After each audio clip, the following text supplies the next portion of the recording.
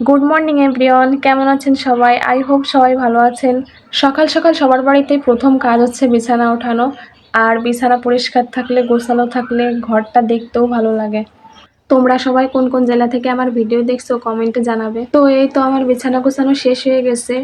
এখন এসে কিছু পোলাও চাল ছিল, যেগুলোতে দেখলাম কেমন অল্প অল্প একটু পোকা লাগছে, তাই এগুলো রোদে দিলাম। আমার জানলার এখানে অনেক রোদ আসে। তো এই যে আরেকটা চাদর, এটা এখন ভাঁজ করে নেব। এটা কালকে পরিষ্কার করে এটা বিছাইছি, ভাঁজ করা হয়নি। আমার একটু গোছালো গোছালো কাজই পছন্দ, গোছালো থাকতে আমি পছন্দ করি। আর এই জায়গাটা তো প্রতিদিনই পরিষ্কার করা লাগে, যতই মুছি না কেন ধুলা পড়বেই। আরও কাজ করতে গেলেই ধুলা কেন, ধুলা কেন, এগুলো শুনতে হবে। সেই জন্য আমি আগে থেকে মুছে রাখি। রান্না বসাইছি, ভাবলাম এই ফাঁকে একটু বিস্কুট খাই। তোমরা কে কে এই বিস্কুটটা পছন্দ করো? আমার খুবই পছন্দের একটা বিস্কুট।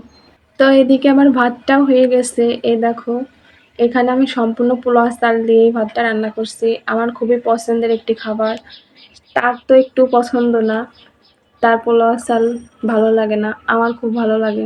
যাই হোক, খাওয়া দাওয়া শেষ করে একটু রেস্ট করে দুপুরে রান্না করব।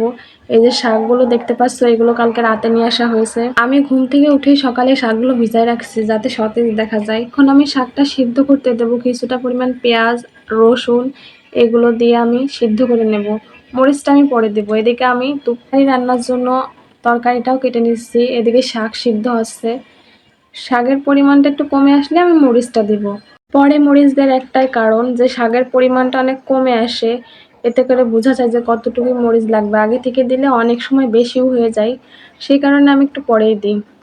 এখন আমি রসুন, শুকনো মরিচ, পেঁয়াজ আর কিছুটা পরিমাণ জিরা দেব। এই ফোড়ন দিয়ে আমি শাকটা নেড়েচেড়ে উঠাই নেব। আমি এখন একটা ডিম ভাজি করে নেব। ডিমটাকে ছোট ছোট করে কেটেও নেব। ওই তরকারিটাতে রান্না করব। উশি না ধুন্দুল আমার ঠিক মনে পড়তেছে না এখন। আসলে উশি আর ধুন্দুল এই দুটো জিনিস আমি অনেক ভুলাই ফেলি, যতবারই মনে রাখি না কেন ভুলে যাই আবার। এখন পরিমাণ মতন তেল, কিছুটা পরিমাণ পেঁয়াজ, মরিচ আর এখানে নিয়েছি আমি বাটা, জিরে বাটা দিয়ে কষিয়ে পাতলা পাতলা করে আলুগুলো আগে কষিয়ে নিলাম। কারণ এখানে যদি মোটা মোটা করে আলু দিয়ে দিই তাহলে পরে সিজবে না। তরকারিটা তো নরম, এই তরকারির থেকে অনেক পানি গলছে, দেখেন কতটা পরিমাণ পানি বের হয়েছে। আমি একটুও পানি দিই নাই। এই তরকারির পানি দিয়ে এই তরকারি রান্না হয়ে যাবে। এখন এখন আমি ডিমটাও দিয়ে দিলাম। তো আমি জিরা গুঁড়া দেবো। আমার জিরা গুঁড়া ফুরাই গেছে। তরকারির শেষে জিরা গুঁড়া দিলে খুব ভালো লাগে যে কোনো ডিমের তরকারিতে, সেই কারণে আমি জিরাটা গুঁড়ো করে নিলাম। এখন দিয়ে আমি নামিয়ে নেব তরকারিটা। দেখেন কি সুন্দর দেখাচ্ছে। তো দুপুরে খেতে চলে আসছে, দেখি পেয়ারা নিয়ে আসছে, বিকালে নাকি সে খাবে। পেয়ারাগুলো আমি পলিথিন থেকে তুলে এই ঝাঁকিতে রাখবো যাতে ভালো থাকে। পেয়ারাগুলো কিন্তু অনেক সতেজ, আর এই পেয়ারাটা তো অনেক কিউট, মনে হচ্ছে এখনই খেয়ে নিই, খুবই সুন্দর। তো আপনারা যারা নতুন ইউজার আছেন তাদের পাশে আমি সব সময় থাকবো, আপনারাও থাকবেন। আল্লাহ হাফেজ। এই পর্যন্ত আজকে।